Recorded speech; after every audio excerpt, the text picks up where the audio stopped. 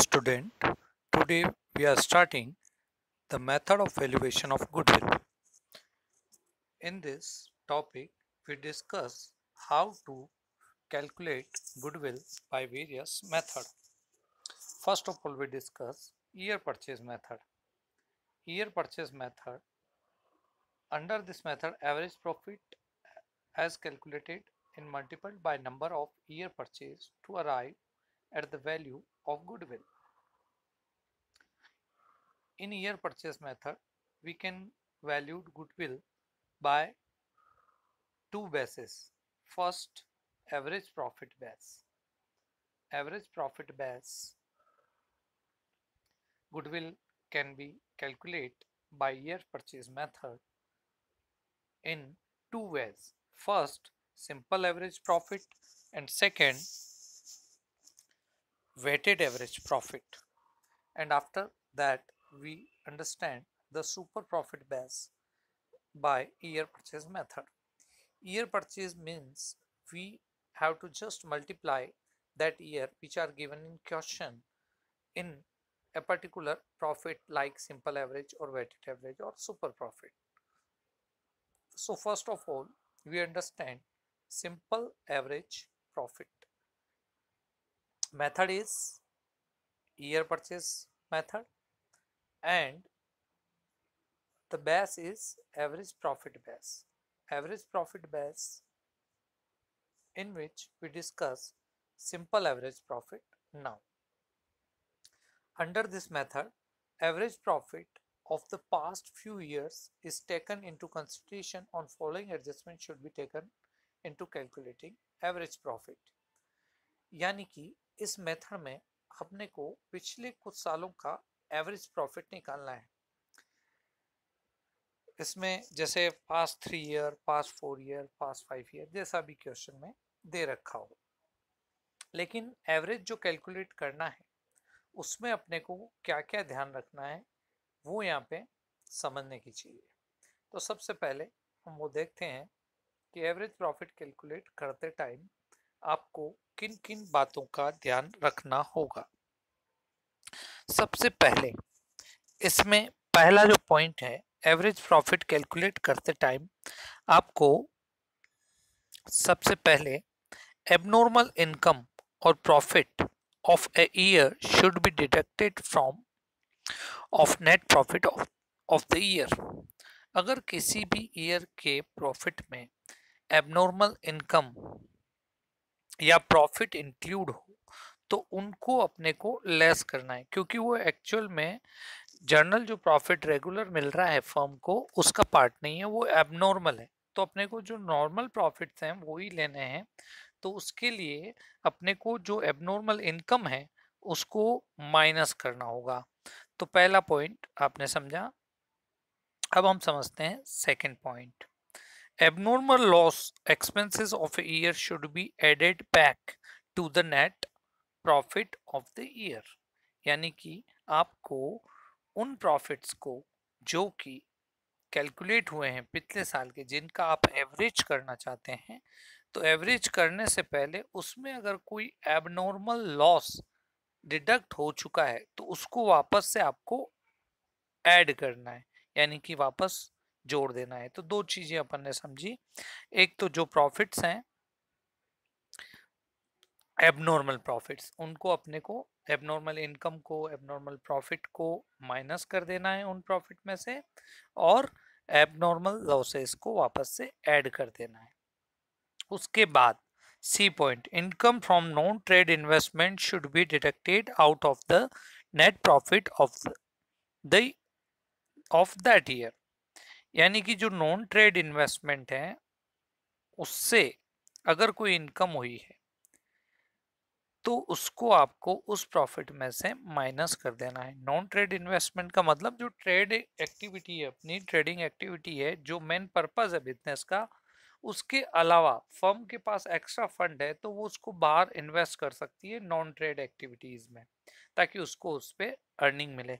लेकिन वो earning business के एफर्ट से नहीं हुई है, नॉन ट्रेड एक्टिविटी है, इसलिए उन इनकम को भी आपको माइनस करना है. ये सब कर लेने के बाद जितने भी ईयर का प्रॉफिट है, जैसे 4 ईयर का प्रॉफिट है तो चारों साल का प्रॉफिट ऐड कर लो और उसमें 4 का डिवाइडेशन कर दो तो एवरेज प्रॉफिट आ जाएगा। तो कुल मिला के जो टोटल एडजस्टेड प्रॉफिट आया है उसमें नंबर ऑफ ईयर, जितने ईयर अपन ने ऐड किए हैं, जैसे 4 ईयर का एवरेज निकालना है तो चारों साल का प्रॉफिट ऐड करके अपॉन 4, 3 ईयर का एवरेज निकालना है तो तीनों साल का प्रॉफिट जोड़ के अपॉन 3। तो ये फॉर्मूला जो है आपके सामने है, average profit is equal to total adjusted profit upon number of years, यानी कि नंबर ऑफ ईयर्स को आप डिवाइड करोगे तो वो एक्चुअल एवरेज प्रॉफिट आ जाएगा, जिसको हम बोलेंगे एपीपी, यानी कि एवरेज जो प्रॉफिट आपने यहाँ कैलकुलेट किया उससे एक्चुअल एवरेज प्रॉफिट निकालने के लिए आपको अगर पार्टनर रिम्यूनरेशन क्वेश्चन में दे रखे हों तो उनको आपको डिडक्ट कर लेना है। ठीक है, ये डिडक्ट करने के बाद अब हम पॉइंट पे आते हैं कि इस मेथड से गुडविल का वैल्यूएशन कैसे होता है। तो उसमें सिंपल सा फॉर्मूला है, goodwill is equal to actual average profit into number of year purchase. Number of year purchase question में दे रखा होगा, क्वेश्चन इस टाइप से बनता है इसमें, जैसे calculate the goodwill value of goodwill on the basis of 3 year purchase of average 4 year profit. तो इसमें 3 ईयर परचेज है, यानी कि 3 से मल्टीप्लाई करना है। Number of year purchase question में गिवन होंगे, आप उनको मल्टीप्लाई करेंगे तो आपको फाइंड आउट हो जाएगी गुडविल ईयर परचेज मेथड पे। लेकिन ये किसके बेस पे था? एवरेज प्रॉफिट के बेस पे। अब हम इसी ईयर परचेज मेथड में जो वेटेड एवरेज प्रॉफिट है उसके बेस पे भी अपन कैलकुलेट कर सकते हैं। तो अब इसमें वेटेड एवरेज में थोड़ा सा चेंज होगा, जो आपने एवरेज कैलकुलेट किया, एवरेज में क्या किया आपने, डायरेक्ट जितने भी ईयर हैं उन सब का प्रॉफिट ऐड किया और डिवाइड कर दिया आपने 4 से या 3 से या 5 से, जितने ईयर का एवरेज है। 3 साल का एवरेज है, 3 से डिवाइड करेंगे, 4 साल का है तो 4 साल का प्रॉफिट जोड़ के 4 से डिवाइड करेंगे। वेटेड एवरेज प्रॉफिट में क्या है, इन अलग अलग प्रॉफिट्स में वापस वेट मल्टीप्लाई करने होते हैं और उन वेट को मल्टीप्लाई करके जो भी प्रोडक्ट आता है उस टोटल ऑफ प्रोडक्ट में आपको उस वेट के टोटल का डिवाइडेशन करना है। टोटल नंबर ऑफ ईयर की जगह अब टोटल जो वेट है उसका डिवाइडेशन करना है, तो वेटेड एवरेज प्रॉफिट आ जाएगा। और वेटेड एवरेज प्रॉफिट पे बेस्ड गुडविल है तो गुडविल वही होगी, goodwill is equal to weighted average profit into number of year purchase, और number of year purchase question में गिवन होंगे। तो ये समझा हमने एवरेज प्रॉफिट के बेस पे। अब हम समझते हैं super profit base. Year purchase method में ही सुपर प्रॉफिट आपको पहले कैलकुलेट करना सीखना पड़ेगा और उस सुपर प्रॉफिट में आप number of year purchase multiply करेंगे तो आप फाइंड आउट कर सकते हैं goodwill based on super profit. Method वही, ईयर परचेज मेथड। तो अब हम समझते हैं सुपर प्रॉफिट को। सुपर प्रॉफिट एक्चुअली क्या होता है कि जो एक्चुअल एवरेज प्रॉफिट है उसमें से नॉर्मल प्रॉफिट आप माइनस कर दो तो आपको मिलता है सुपर प्रॉफिट। तो actually super profit is excess of average profit over normal profit. तो अब यहाँ पे नया जो पॉइंट आया है वो आया है नॉर्मल प्रॉफिट का। तो यहाँ पे नॉर्मल प्रॉफिट क्या होता है वो आपको समझना होगा। तो यहाँ पे जो नॉर्मल प्रॉफिट है उसको हम इस टाइप से कैलकुलेट करते हैं, capital employed into NRR। NRR है normal rate of return. Normal rate of return question में गिवन होगी और नॉर्मल रेट रिटर्न वो रेट होती है जो नॉर्मली उस टाइप के बिजनेस में रिटर्न मिलने की पॉसिबिलिटीज होती है और वो क्वेश्चन में आपको गिवन होगी।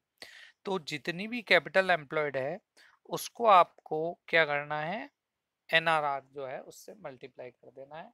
NRR का जो भी परसेंटेज निकलेगा वो नॉर्मल प्रॉफिट कहलाएगा और जो एक्चुअल एवरेज प्रॉफिट है उसमें से आपको नॉर्मल प्रॉफिट माइनस कर देना है तो आपको सुपर प्रॉफिट मिल जाएगा। और सुपर प्रॉफिट के बेस पे आपको गुडविल कैलकुलेट करनी है।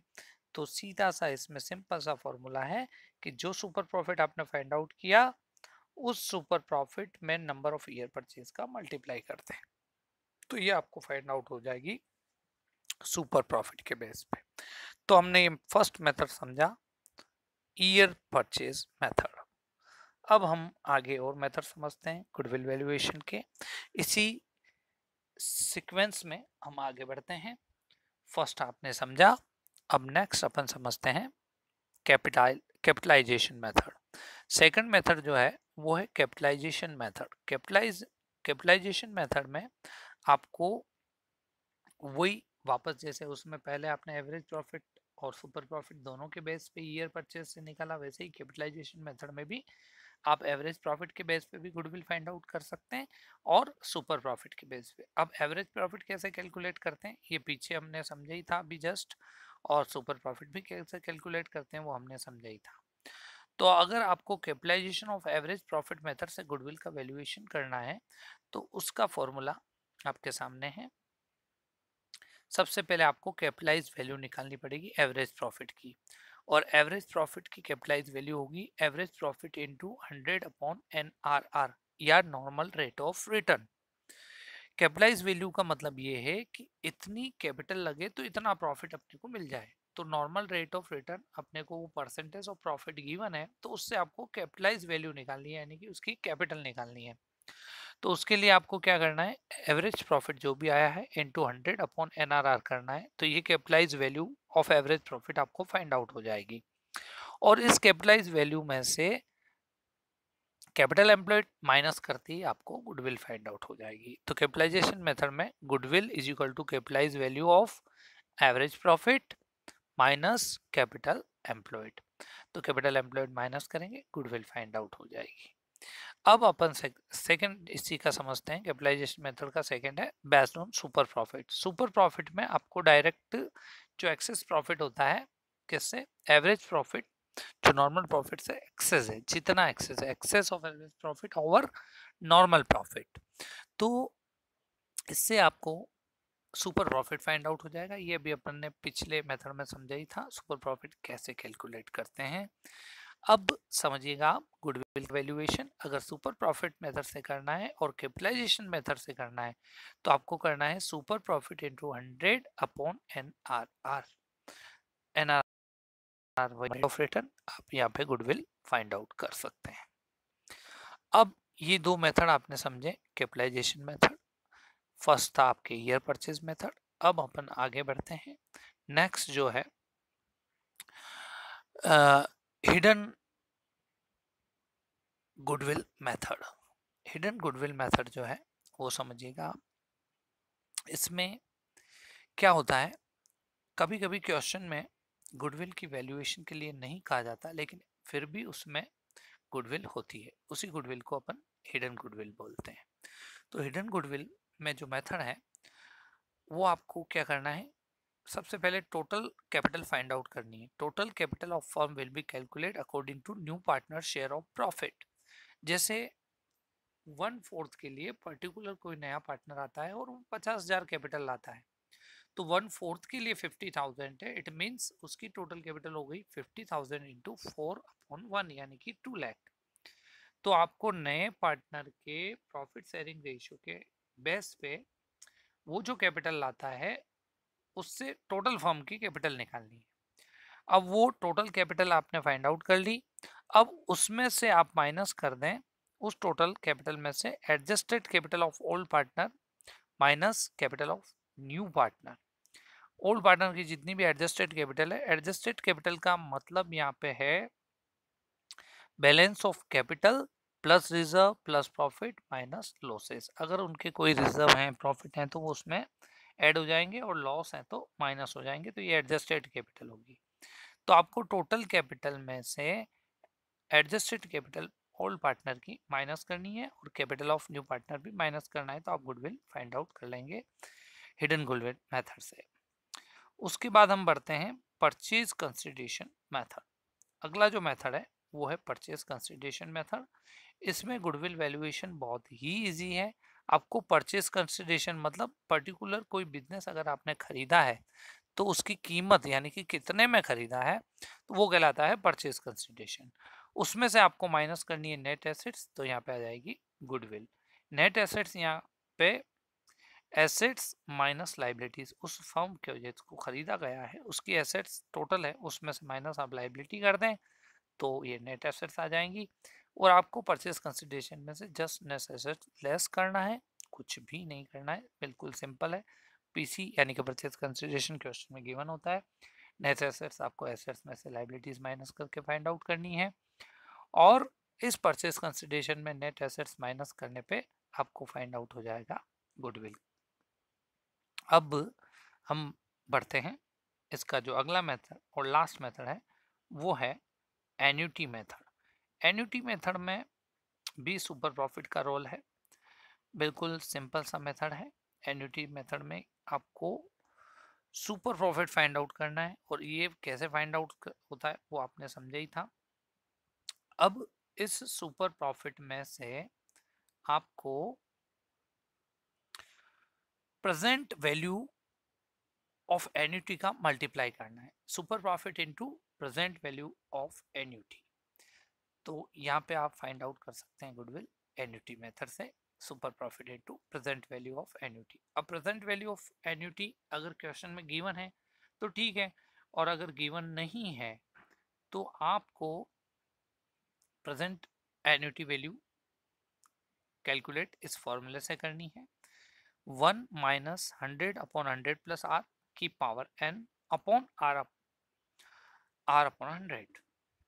तो यहाँ पे n जो है वो है नंबर ऑफ ईयर्स और r है नॉर्मल रेट ऑफ रिटर्न जो क्वेश्चन में गिवन होगी। इस फॉर्मूला की हेल्प से आप प्रेजेंट वैल्यू ऑफ एन्युटी निकाल सकते हैं, और उस प्रेजेंट वैल्यू ऑफ एन्युटी का मल्टीप्लाई आप सुपर प्रॉफिट में करेंगे तो आपको गुडविल मिल जाएगी एन्युटी मेथड से। तो ये मेथड हमने समझे गुडविल वैल्यूएशन के। Thank you. नेक्स्ट वीडियो में जो नेक्स्ट जबकि टर्न आएगा आपका तब मैं आपको पोस्ट करूंगा, उसमें हम इन सारे मेथड के न्यूमेरिकल क्वेश्चन जो है वो कैसे करते हैं वो समझेंगे। इसलिए आप इस वीक में इन सारे फॉर्मूलाज को अच्छे से लर्न कर लें, अच्छे से समझ लें, और उसके बाद हम आगे न्यूमेरिकल टॉपिक पे आएंगे। Thank you.